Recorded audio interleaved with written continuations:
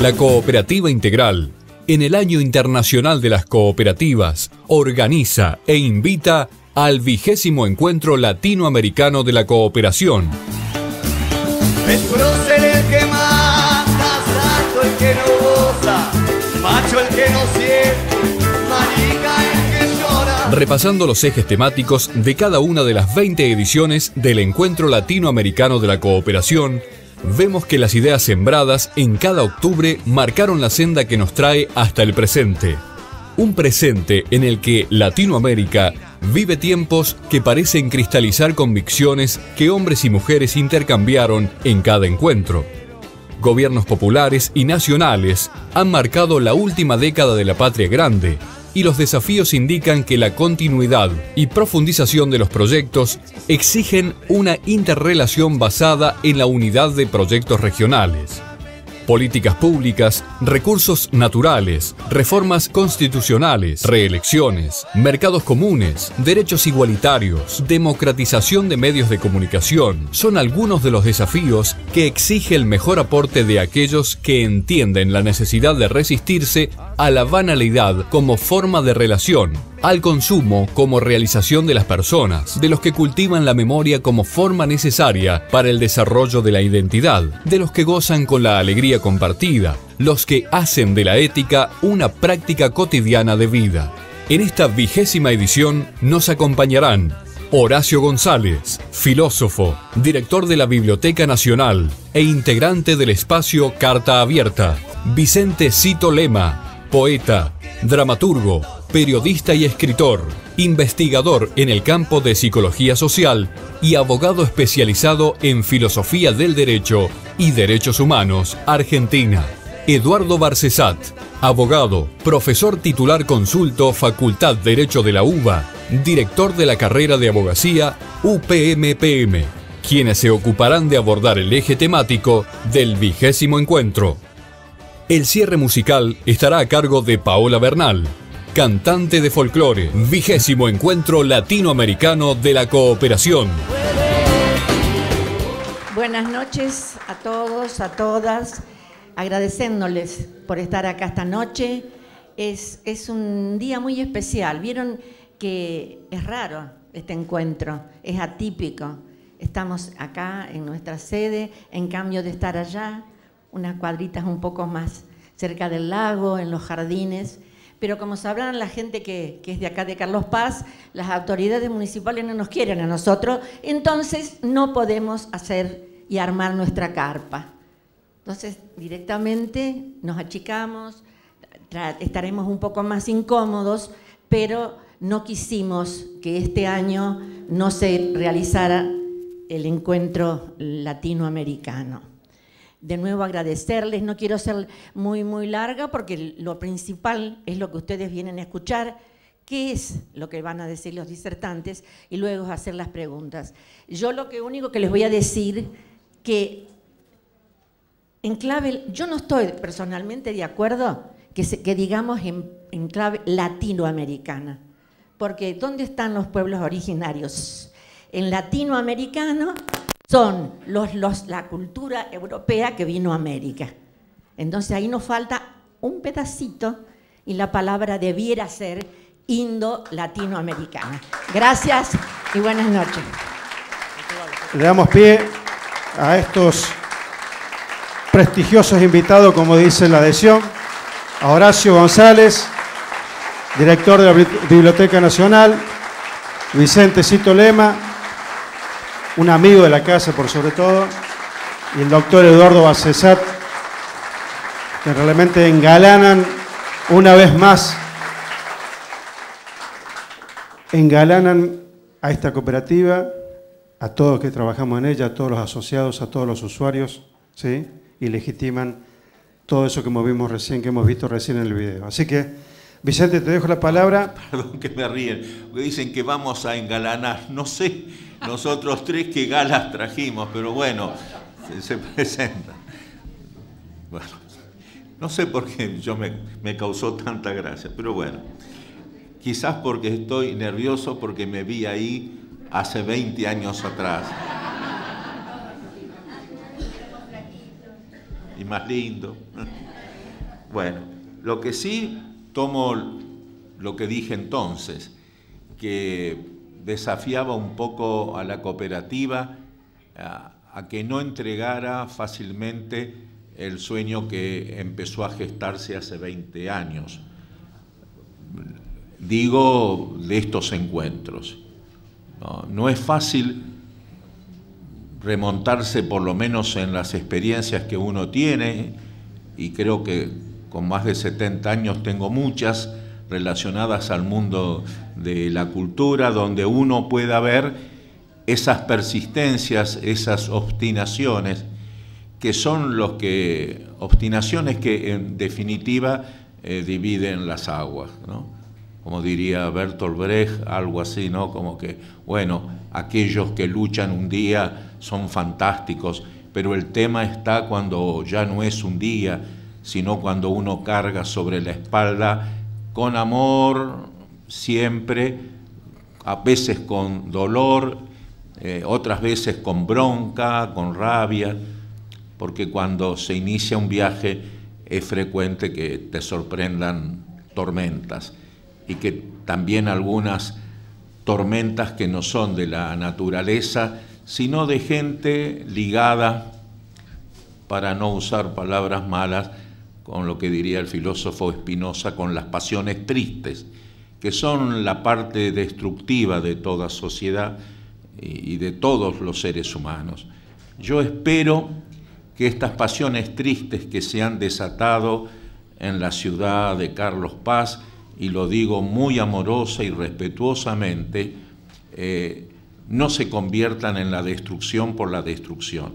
Es cierto que todos tenemos derechos a nuestras ideas, a nuestras prácticas, pero también es cierto que cuando hay algo que está bien y se lo quiere romper, cuando hay algo que ya participa de la historia de una sociedad, cuando esa obstinación por perdurar en la tarea se ha convertido finalmente en integrante del bien común, nadie tiene el derecho, ni por sus ideas, ni por sus enconos, ni por sus intereses, ni por sus legítimas miradas de cómo se construye el mundo y los lazos, de destruir algo que ya no pertenece ni siquiera a quienes los tienen hoy en sus manos, porque la COPI es parte del patrimonio moral, cultural, económico, histórico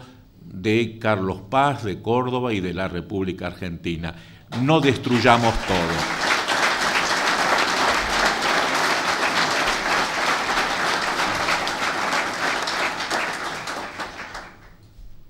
20 años, y esta vez como una especie de cierre de una etapa que seguramente engendrará un devenir más positivo aún.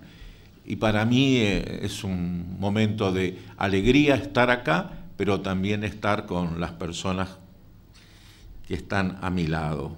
Hablo de Horacio González y de Eduardo Barcesac. Las circunstancias, los dioses que esta vez fueron positivos, me ponen con dos personas a quien conozco desde hace muchísimos años.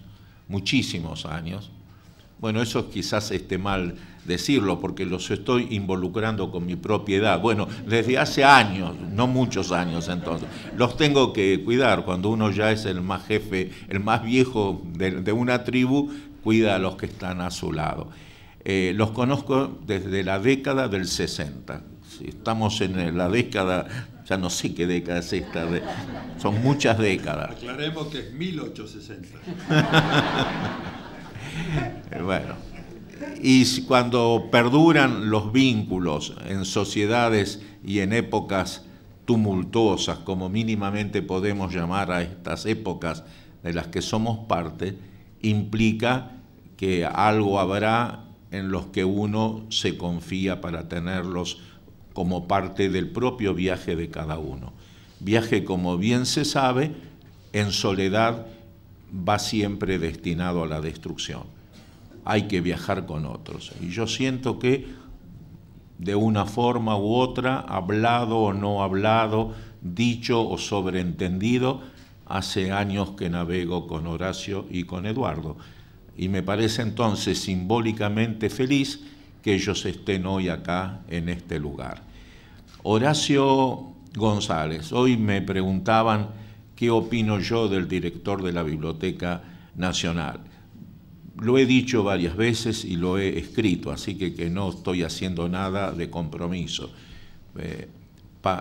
Pienso, ahora lo cito a David Viñas, hace muchos años cuando yo dirigía la revista Fin de Siglo, le empezamos a pedir, y él siempre muy generoso, Horacio trajo colaboraciones para nuestra revista. Y recuerdo que estábamos sentados con David Viñas en nuestra humilde redacción de Fin de Siglo, y dijo David, después de leer la nota de Horacio para ese número de Fin de Siglo: che, creo que este es el mejor intelectual de su generación. Yo se lo reconocí, lo recordé hace poco a Horacio, hablando, digamos, de los buenos gestos de David. Durísimo con todo el mundo. Que él haya reconocido eso implica, desde su rigor intelectual, que estaba marcando algo que los años han confirmado. Para alegría de todos, la Biblioteca Nacional tiene el orgullo de tener como director a un intelectual que la honra. Horacio González.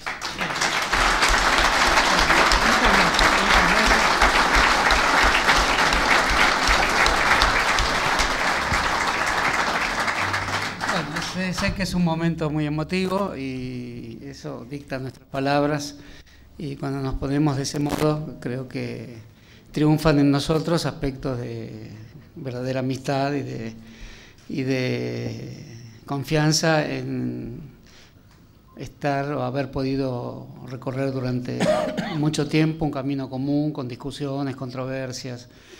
De modo tal que estoy muy agradecido también por esta invitación. Soy solidario con la COPI absolutamente. Creo que pertenece a una de las grandes tradiciones sociales argentinas, que es el cooperativismo, donde se dan cita las grandes utopías de la humanidad, sin la menor duda, y también los trabajos concretos, en este caso alrededor del agua, que es fuente de cultura. Y el agua es también inspiradora contra las acechanzas que se ciernen sobre la cooperativa. El agua, lo que fluye, lo que da vida, lo que inspira, ¿no?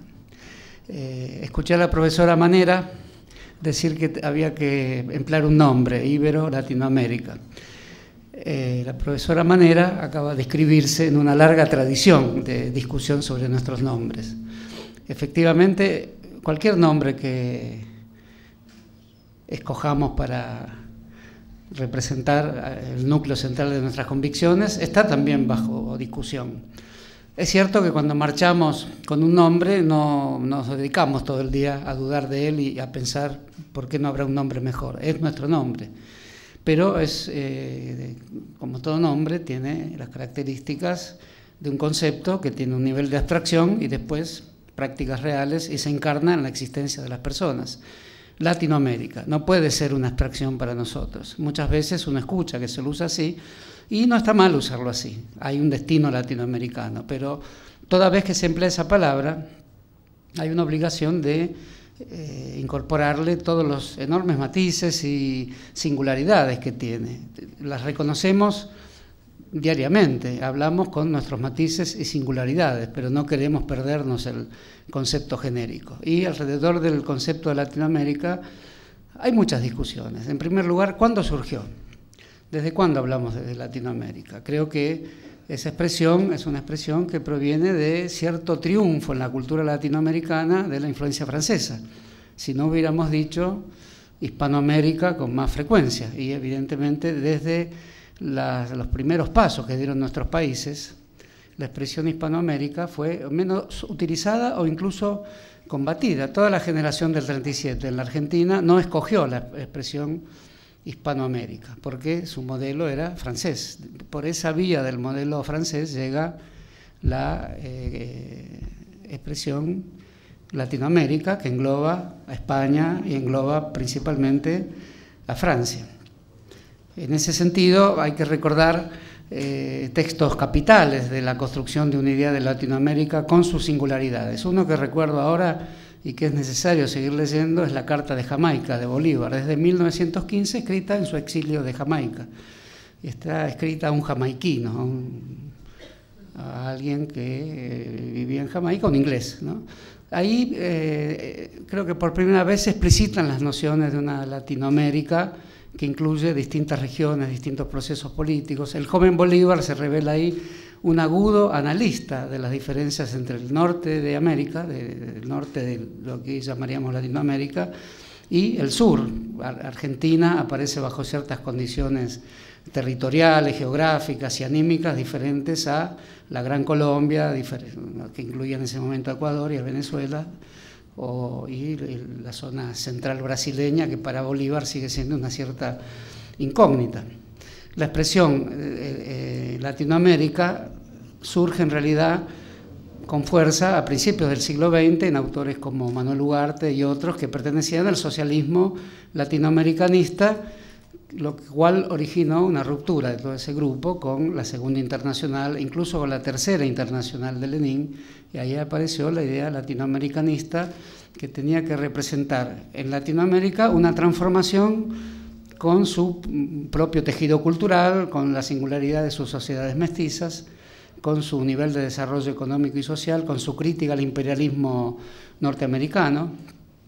Manuel Ugarte inicia en la Argentina la crítica al imperialismo norteamericano, como le inicia muy poco tiempo después Aya de la Torre en México. Hay que notar esta situación de imperialismo norteamericano porque Scalabrini Ortiz en la Argentina tenía la idea de que el imperialismo más poderoso era el inglés. Por lo tanto, cuando participa en la discusión sobre contratos petrolíferos en la época de Frondizi, opta por recomendarle a Frondizi la firma de contratos con empresas norteamericanas, que las cree parte de un imperialismo más débil que el inglés. Bueno, pues son las características que tiene la discusión de lo que llamo cuál es el nombre apropiado para lo que somos y cuál es la bandera que debemos enorgullecernos de llevar, porque además es un nombre propio. Pero por otro lado, sigo insistiendo, todos los nombres propios están en discusión. Por eso la tradición latinoamericana se compone de la pregunta sobre la formación del continente, sobre la formación humana, moral, social, y les quiero citar otro gran trabajo de Bolívar. Bolívar es un gran escritor, tiene esa particularidad. Es un gran escritor y un gran lector de poesías, y cuando escribe, escribe en serio. El discurso de Angostura, que ya es de mediados de la década del 20, tiene una perspectiva latinoamericanista, de crear una unidad latinoamericana. No emplea ese nombre exactamente, americana, emplea como se emplea en todo el siglo XIX argentino, somos americanos, antes de que apareciera con fuerza la noción de Norteamérica, lo que obligaba a diferenciar. Ahí Bolívar se pregunta, ¿quiénes somos los latinoamericanos? Es una pregunta genérica de vastos alcances, y la respuesta es una respuesta que aún tiene valor en nuestras discusiones. No somos europeos, dice, no somos indígenas, somos una tercera especie que habrá que definir en combinación con estos grandes afluentes que la Argentina acierte en carne viva, el aporte europeo, y Bolívar no alcanzó a ver el proceso inmigratorio nuestro, y el aporte indígena. Respecto a la discusión indigenista, atraviesa toda nuestra historia cultural, desde los tiempos de Bolívar, que tiene un fuerte reconocimiento a la cuestión indigenista, y tiene un fuerte reconocimiento, con ciertas dudas por otro lado, al gran fraile mexicano Fray Servando de Paula Mier, que piensa que la nación mexicana tiene que inventar su propia cristiandad para oponerla a la cristiandad europea. Eso sí que era una apuesta cultural profunda, y Bolívar comenta con cierto escepticismo la vía emancipatoria por la vía de un cristianismo mitológico mexicano que se contrapusiera. El padre Mier señalaba la presencia de Cristo o de los profetas de Cristo en México antes que en Europa, de modo tal que es un antieuropeísmo radical y un cristianismo utópico que Bolívar considera. También Bolívar lee todas estas que podían ser divagaciones. El padre Mier es un héroe de la independencia mexicana, ¿no? Y los comenta con entusiasmo en esa vía de construcción de lo que está en proceso, de lo que sería lo que podríamos llamar latinoamericanismo, lo que podríamos llamar hispanoamericanismo, lo que podríamos llamar indigenismo, y ahí tocamos un tema que también motivó el cambio de nombre, los trabajos de Ricardo Rojas, por ejemplo, que son partidarios de la tesis indoamericanista, lo son, pero con un fuerte reconocimiento a España. La idea de Eurindia, de Ricardo Rojas, que son los años 20 del siglo XX, también marca esta preocupación de dar el nombre adecuado que incluya muy especialmente lo que hay que incluir. Y toda la cuestión indigenista, más allá de las deficiencias que yo creo que tiene esta solución de Ricardo Rojas, porque intenta un equilibrio entre la América indígena y la América española, por eso es un hispano-indoamericanismo, le digo, profesor. Ahí Ricardo Rojas le hubiera corregido un poco a usted. Yo soy partidario de lo que usted dice, pero es muy difícil para nosotros ir por las calles con nuestras banderas que se digan indigenista, latinoamericanista, Indo-Latinoamérica. Digamos, la palabra exige un guión es un obstáculo en la pronunciación también, e indica que el debate debe seguir. Atravesamos una Latinoamérica desde el punto de vista indigenismo con una fuerte apuesta sobre el mestizaje. Las grandes novelas peruanas de Arguedas, por ejemplo, son El zorro de arriba, El zorro de abajo. Son las grandes novelas indigenistas con cierta tendencia hacia el mestizaje, pero en realidad intentando darle un destino propicio a una etnia interpretada en su mayor pureza.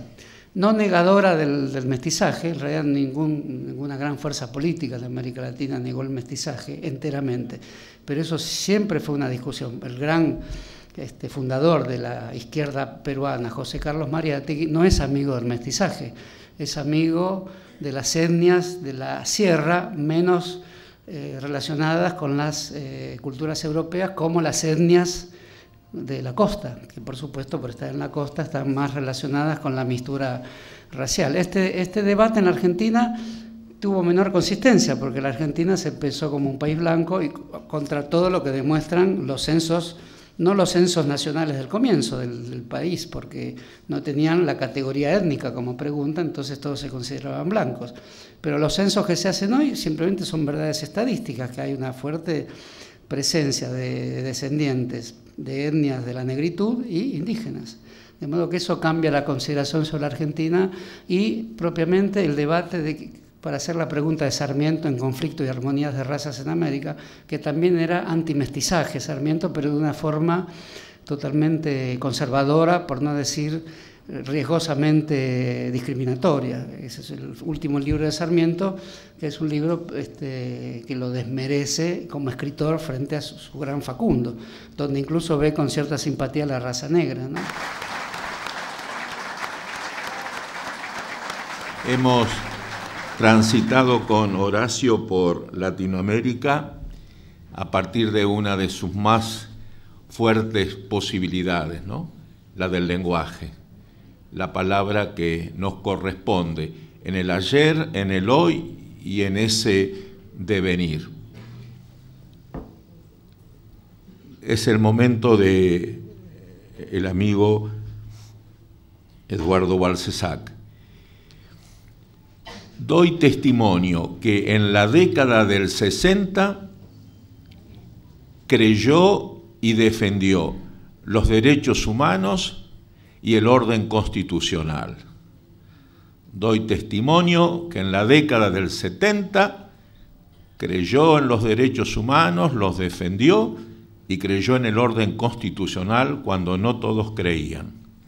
Doy testimonio que en la década del 80 se obstinó en esa conducta. Doy testimonio que en la década del 90 se obstinó en esa conducta. Doy testimonio que en la década del 2000 se obstinó en esa conducta. Doy testimonio que en estos años de esta nueva década continúa creyendo en los derechos humanos, creyendo en el orden constitucional y por sobre todo soñando que en el mundo es posible la justicia. Eduardo Balcesac.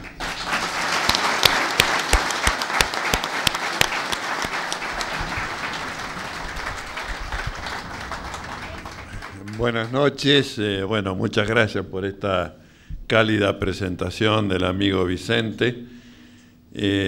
También me siento un poco chiquito porque soy el único que no apareció en el video, no he estado antes. Así que estoy al lado de los próceres, trataremos de justificar que el Olimpo pueda hacerme un pequeño lugarcito para la exposición que subsigue.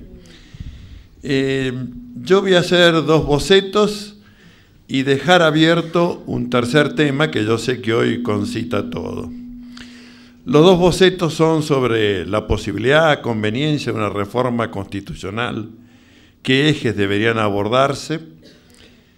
El segundo es un hecho que no hemos producido nosotros, pero que se nos vino encima, que es un proyecto de unificación del Código Civil y Comercial, que fue presentado con mucha pompa y celebraciones en la sociedad, que como si fuera un témpano se mostró un tercio de la parte visible, hablando del tema de la familia, cómo uno se junta, cómo uno se divorcia, cómo se separa, cómo se reparten las cosas. Está bien, ocurre en la vida y esto tiene que estar regulado. Pero los otros 2/3 de ese proyecto no se trasladaron a la sociedad. Y era la parte económica, es la parte económica del proyecto. Y esa es la parte tan tenebrosa como lo general es todo el tramo sumergido del témpano, ¿no? Lo que no se ve, como diría el Principito, es a veces lo más importante. Quiero anticipar, para no generar un panorama negativo, que, dicho en términos gastronómicos, la tortilla se está dando vuelta.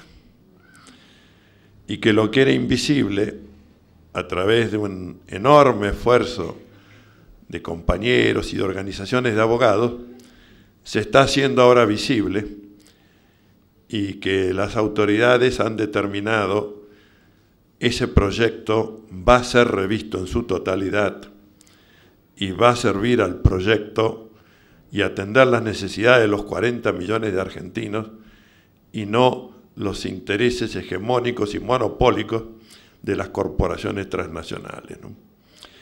Pero tengo que explicarles en qué consiste.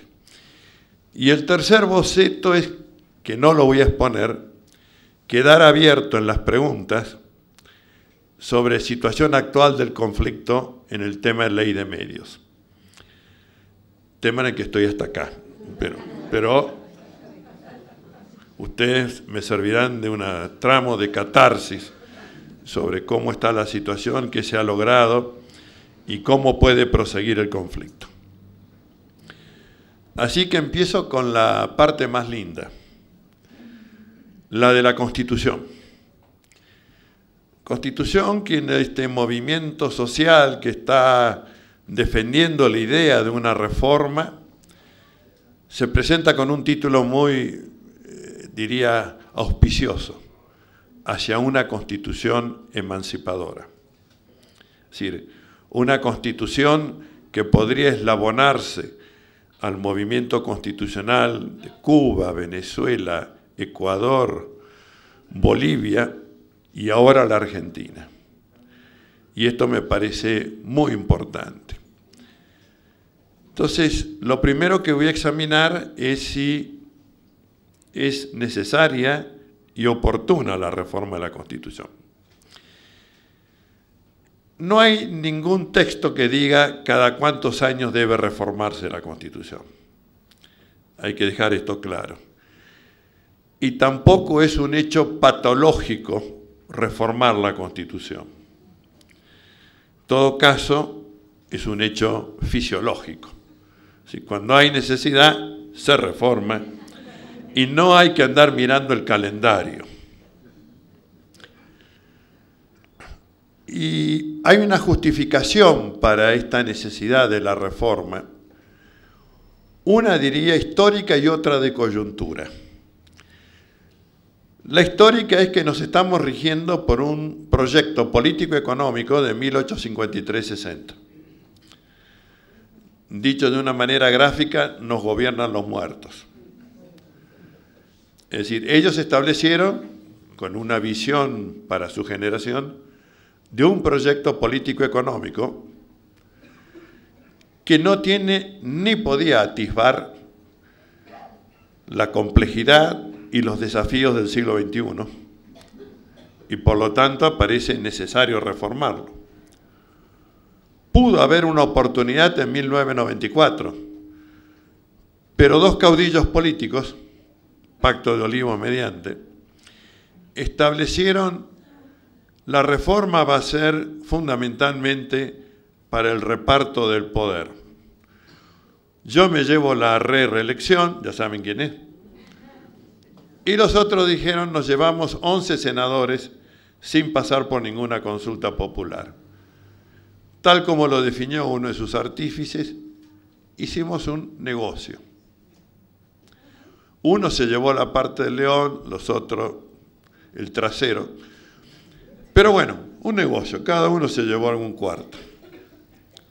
Afortunadamente, el Congreso de la Nación habilitó temas que posibilitaron, entre otras cosas, la incorporación con jerarquía constitucional de los tratados internacionales de derechos humanos, los más importantes, y dejaron un mecanismo de incorporación muy ágil. Y también se incorporaron los mecanismos de tutela de estos derechos, el habeas corpus, el amparo y el habeas data. Esto es el lado bueno de la reforma del 94 y no lo debemos desmerecer ni despreciar. Es un valor incorporado. Es la parte de la Constitución que mira al pueblo. A veces yo utilizo la imagen de George Bernard Shaw y del estudio Walt Disney, y sin licencia de ellos la denomino La Bella y la Bestia. La Bella es la que resultó de los temas habilitados, la Bestia el reparto de poder. Bueno, pero la parte precisamente más importante, la parte dogmática donde se define el proyecto político económico, esa es la parte que no se reformó en el 94. Tal vez uno podría decir por suerte, porque en ese momento estábamos en fuerte desventaja frente al proyecto neoliberal y sus dos soportes políticos, justicialismo menemista, radicalismo alfonsinista. Entonces, eso ahora, en un proyecto como este, que está revolucionando ese modelo, necesita de un soporte e inscripción constitucional. Lamentablemente, ante la opinión pública y por torpezas que aquí no habré de examinar, el proyecto se manipuló, ingresó a la conciencia y al psiquismo del pueblo argentino como va a haber o no una nueva reelección de la presidenta.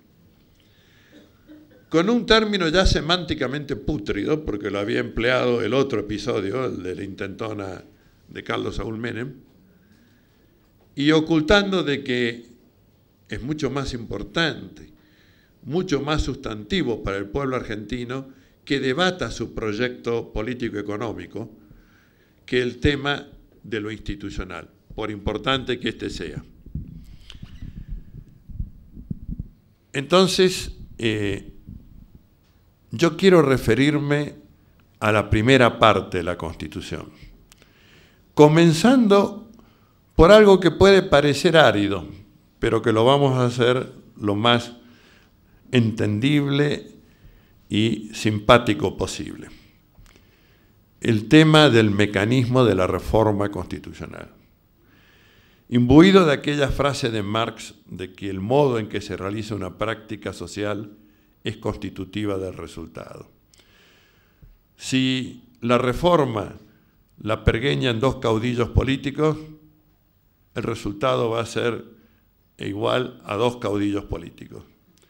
Si es obra de todo el pueblo argentino, y esto es lo que vamos a propiciar, va a ser una constitución necesariamente democrática y diría necesariamente progresista. Entonces, la Constitución en la cláusula que son las cláusulas más brillantes en su puridad lógica, comienza diciendo, artículo 30, esta Constitución puede reformarse en el todo o cualquiera de sus partes. Es perfecto. Todo o cualquiera de sus partes. La necesidad de la reforma debe ser declarada por el voto de 2/3 de los miembros de ambas cámaras del Congreso. Y aquí pongo el acento porque nuestra historia institucional y mis queridos colegas constitucionalistas han ayudado siempre a desvirtuar el sentido de esto, por algo que yo llamaría la voluntad marijera. ¿Y qué es? Que pretenden que el Congreso, en la declaración de necesidad, primero opte si es total o cualquiera de sus partes. Y segundo, que el Congreso diga qué se va a poner y cómo se va a poner. Con lo que constituya la Convención o Asamblea Constituyente, que es el único órgano competente para efectuar la reforma, en una función meramente refrendataria. Y así salen las chapuzas, porque podría haber un sistema, y no sería nada irregular, en que el Congreso haga la reforma con una mayoría calificada de 2/3 de los votos, entonces la declara, la piensa y la hace. Y esto es coherente. Lo que no es coherente es que teniendo solamente la atribución de declararla, se meta a decir qué se debe reformar, pero como lo tiene que hacer después una asamblea constituyente, empiezan las chapuzas. Empiezan las chapuzas. La Constitución del 94 tiene varias de esas chapuzas porque no se pudo tocar la parte dogmática de la Constitución, ni siquiera bajo el nombre cosmetológico de maquillaje. Pero hay cláusulas que quedaron estúpidas en función de no poder ser retocadas, pero porque los caudillos políticos habían dicho la parte dogmática no se toca. Bueno, mi visión de una reforma constitucional y de un mecanismo genuino de reforma constitucional es que el Congreso, cuando tenga las condiciones políticas para así proceder, se limite a declarar la necesidad de la reforma, convoque a la elección de convencionales constituyentes fijando un plazo y que ese plazo sea de 1 año y medio por lo menos después de la declaración de necesidad de la reforma, para dar lugar a que el pueblo argentino, en todas sus articulaciones e instancias, desde el jardín de infantes hasta el geriátrico, pasando por sindicatos, partidos políticos, agrupaciones vecinales, movimientos y entidades cooperativas como esta, discutan qué modelo y qué proyecto económico tienen para el país y cuáles son sus reivindicaciones específicas. Y no nos vamos a sujetar a ningún plazo, vamos a verlo bien, un Código Civil y Comercial es para 200 años y además tendrá que corresponderse en sus lineamientos con esta nueva Constitución emancipadora por la que estamos trabajando. De manera que este es el doble compromiso, propiciar esa Constitución emancipadora, latinoamericanista, tuteladora de recursos y riquezas naturales, que fomente la política de derechos humanos y que sea también este Código Civil y Comercial un instrumento más jerárquicamente subordinado a ese proyecto que realice ese sueño de seres humanos libres respecto del temor y libres respecto de la miseria. Muchas gracias.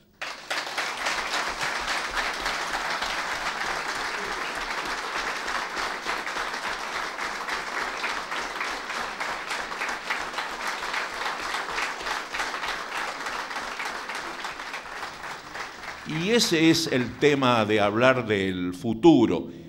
Puede ser una posibilidad de olvidarnos del ayer y de no entrar en los conflictos que nos presenta el hoy. Pero también hay otra mirada para hablar del futuro. que nos desafía. Es la conciencia de que finalmente el presente no es mucho más ni nada menos que el cruce del ayer con el devenir.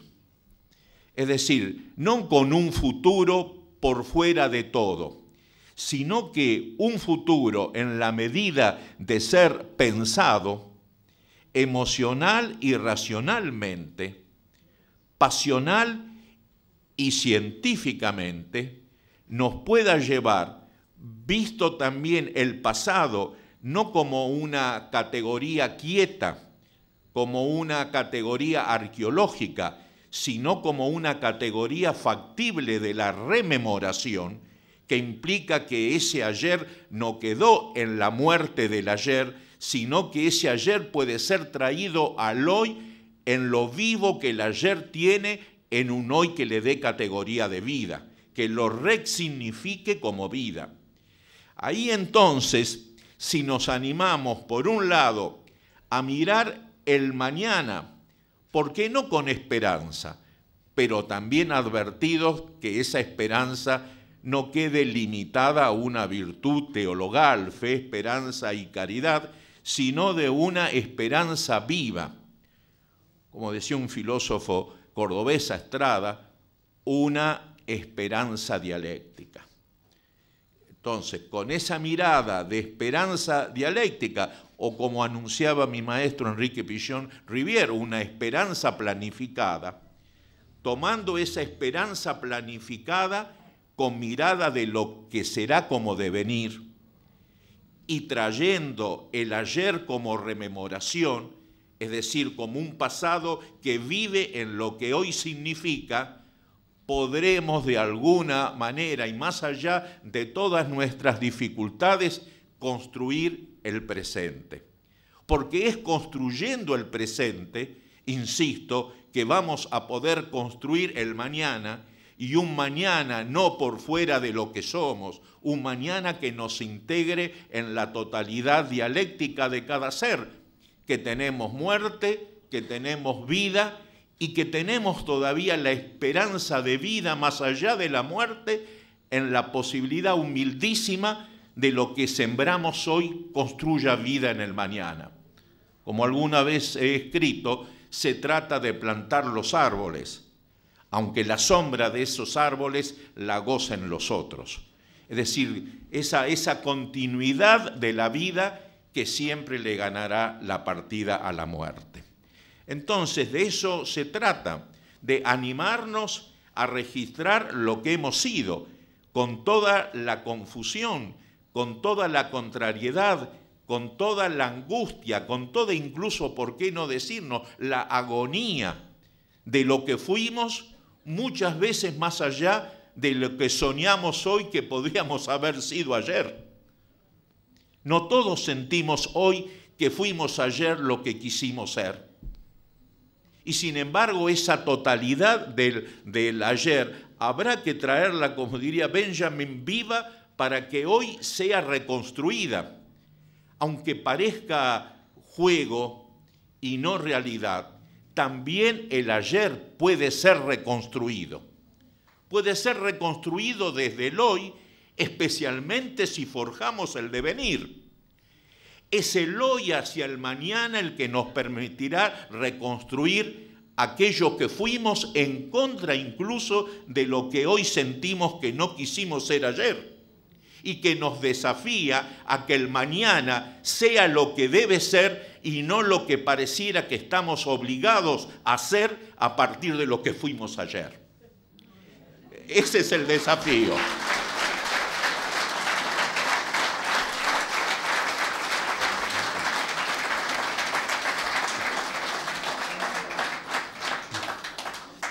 Bueno, no sé si me aplaudieron por compasión, porque yo sentí que me metía en un quilombo que ni yo mismo sabía cómo salía a flote.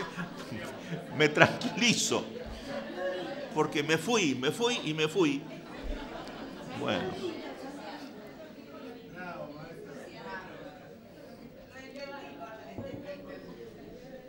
Pero yo siento que estoy en mi casa y puedo.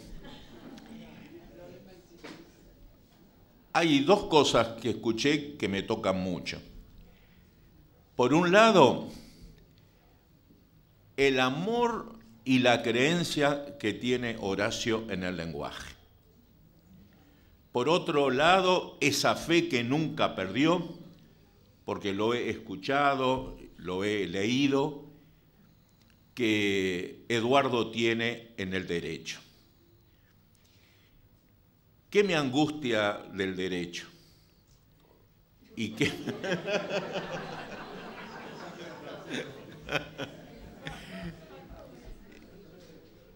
Porque es cierto que en ese futuro está también esas constituciones latinoamericanas que se están en este tiempo soñando y engendrando. Por eso, ¿qué me despierta temor mínimamente? El temor me lo despierta la propia historia del derecho, el ayer.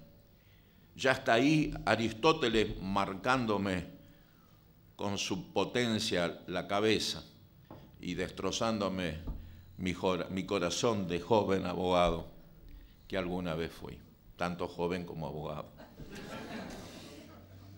Si no me equivoco, Eduardo me podrá seguramente rectificar. Decía Aristóteles, el derecho es más todavía la justicia, que es más profundo, ¿no? Decía, la justicia es la ley sin pasiones. Yo era un chico cuando leí eso y ya me asusté. Ya me asusté. Quizás por el susto, siendo muy joven, estudié y me recibí de abogado. También el miedo te puede impulsar. Digo, ya que la ley no va a tener pasiones, y yo vengo de familia que asume que está llena de pasiones, y yo ya desde niño fui un niño apasionado.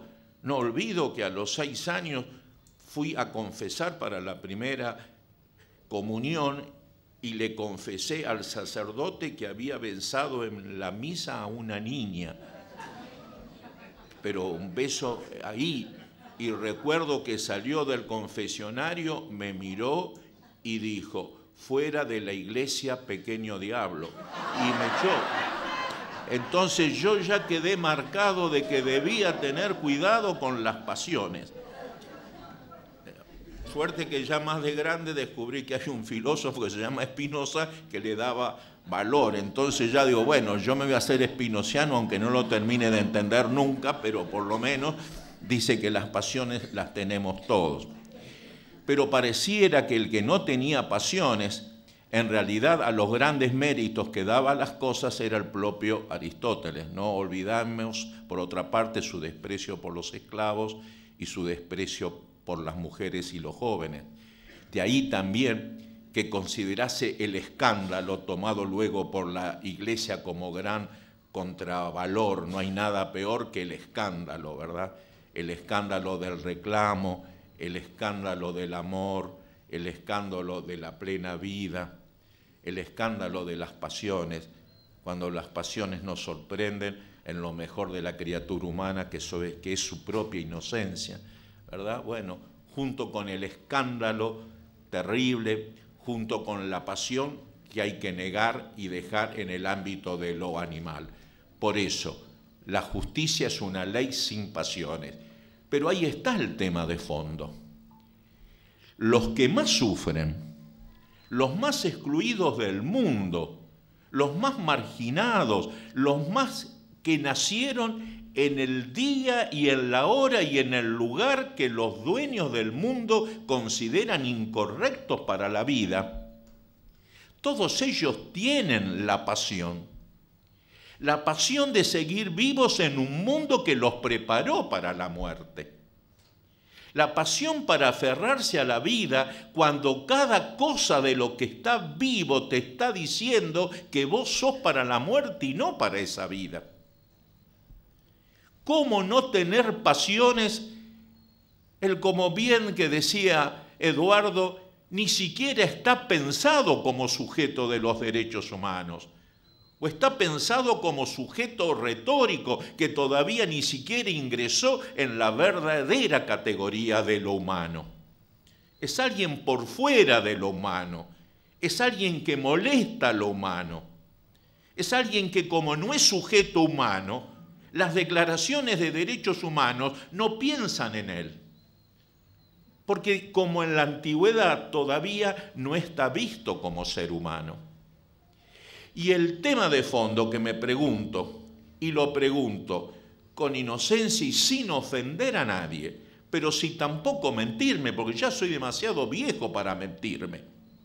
Los derechos humanos, la construcción del futuro, la defensa de esta naturaleza que la estamos directamente destruyéndonos con ella, ¿es posible en un mundo donde la mercancía sigue siendo más valiosa que la vida y el espíritu de cada criatura humana?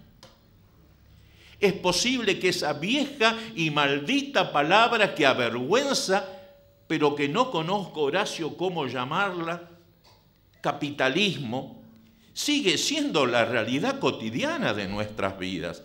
Porque que yo sepa, la reproducción material de la existencia tiene una manera concreta, actos concretos que se llama capitalismo. Una filosofía del mundo, una manera del mundo, una construcción y reconstrucción del mundo, donde lo humano va en contra de la mercancía, y la mercancía es lo que marca nuestras vidas, y lo material como valor se ha convertido directamente en valor de cambio y no de uso. Ya no valen las cosas por lo que sirven para la legítima necesidad humana, sino que todo está pensado, en lengua simple, en la ganancia que deja al que tiene el poder sobre esas cosas, sean cosas materiales explícitas o sean cosas humanas y espirituales. Todo tiene precio. El amor tiene precio. La amistad tiene precio, la belleza tiene precio, la dignidad tiene precio, la libertad, cada cosa, el aire tiene precio, porque el temor que nos manifiesta Eduardo es un temor porque ese aire también se convierte en cosa que se usa para el poder, para la usura que demuestra el poder. Entonces, sin irritar a nadie, sin confrontar a nadie, humildemente desde mi formación y sin mentirme a mí, mi pregunta es, sin cambiar este sistema en el que nos manejamos, que nos da sus caminos, sus pautas, su cultura, su valor, ¿podemos construir el futuro latinoamericano? Deseo con lo más profundo de mi ser y pensando en mis propios nietos, que no tengamos que pasar por situaciones de dolor. Se puede soñar que los dueños de la riqueza, que los imperios permitirán a este continente tener para la totalidad el bien común que nunca tuvo. La pregunta es mía y es de todos, y la respuesta es mía y es de todos. Muchas gracias. Y hagamos en Carlos Paz la ciudad de la cultura. Vicente, compañeros queridos, aquí al lado está la Casa de la Cultura que inauguramos este año. Ese es el proyecto de los luchadores del agua. Esta revista del año 96 que hiciera Vicente, con Omar Trapani, con muchísimos de esos intelectuales orgánicos de la clase trabajadora de este país, de esos maestros, como fue, por supuesto, y como estuvo la semana pasada, la anterior, Osvaldo Bayer, aquí estuvo, en este mismo lugar, escribe en esta revista. Como estuvo en la carpa Horacio González, aquí estaba en esta revista. Como estuvo León Rosinger, compañero imprescindible de lucha que ya no está con nosotros. Osvaldo decía, los mejores de nosotros no nos acompañan. Paco Urondo, Rodolfo Walsh, ahí afuera sigue colgando la frase de los tercos, la frase que escribió Rodolfo Walsh, que ha estado siempre en los encuentros. No lo tenemos en la carpa porque lo más conservador de los dueños del mercado inmobiliario, como lo dice esta revista, hoy se erigen en los dueños de la palabra, en los dueños de la ley, en los dueños del cercenamiento de la posibilidad que esta cooperativa siga creciendo y desarrollándose. No podrán. No podrán porque esta Casa de la Cultura que se inauguró este año, esta Casa de la Cultura, como decían los guaraníes, y este momento especial que vivimos, los trabajadores, la gente de la cultura del trabajo, la de la poiesis, la creación de la poesía, este momento es un Ibí Marané. Esta es una tierra sin mal para los guaraníes. Estas instancias son tierras sin mal. Por eso, a ellos tres, agradecerle en la construcción de esta, nuestra tierra de palabras, de amor y nuestra tierra sin mal.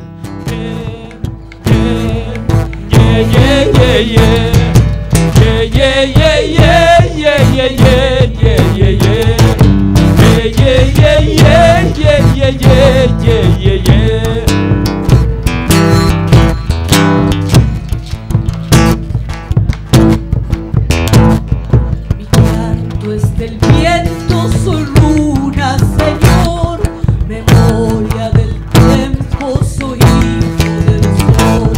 Mi canto es del viento, soy runa, Señor, memoria del tiempo, soy hijo del sol. ¡Vamos nomás!